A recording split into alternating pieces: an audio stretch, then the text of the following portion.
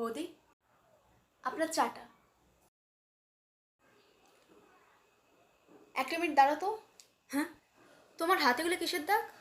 রান্নাঘরে কাজ করতে হাত পুড়িয়েছো নাকি আমাকে বলো। না না, রান্নাঘরে কাজ করতে আমার কিছু হয়নি। ইস, পুরো চাটা কালো হয়ে গেছে পুরে। তুমি এখানে বসো, তুমি এখানে বসো, আগে বসো। এবার বলো তো কীভাবে হলো এটা?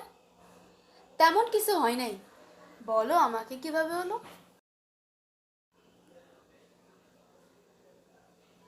আমার বর আমাকে মারছে কালকে। কি? তোমার বর তোমাকে মেরেছে? কিন্তু তুমি এটার বিরুদ্ধে প্রতিবাদ কেন করছো না? তোমাদের এটার বিরুদ্ধে প্রতিবাদ করা উচিত। প্রতিবাদ করবো আমি? কি যে কন। তবে শোনেন, আপনি আমাকে কালকে যে টাকাটা দিছিলেন মেয়ের জামা কিনা দনের লিগা, সেই টাকাটা আমার থেকে জোর করে নিয়ে গেছে। আমি দিতে চাই না দীক্ষা আমারে মারছে। আমি বললাম পূজার জামার জন্য মেয়ে অনেক কান্নাকাটি করতেছে, কে শুনে কার কথা। একটু বলার লেগেই তো দেখেন না আমার কি করছে। আর আপনি কোন প্রতিবাদ করুন? সবাই চাইলে কি মা দুর্গার মতো অসুরের বধ করতে পারেনি? চাইলেই পারে। চাইলেই পারে।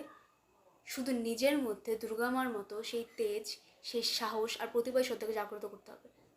তাহলে সে নিকৃষ্ট ওষুধকে বধ করতে পারবে।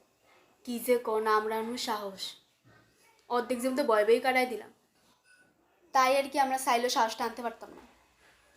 আর এই অত্যাচার গাছ হয়ে গেছে, ওইটা সমস্যা নেই। যাই হোক, আমার কথা সামনে এত লাভ নেই। আপনি চা খান, ওনানে কাজ করে আছে, আমরা যাইতে হইব।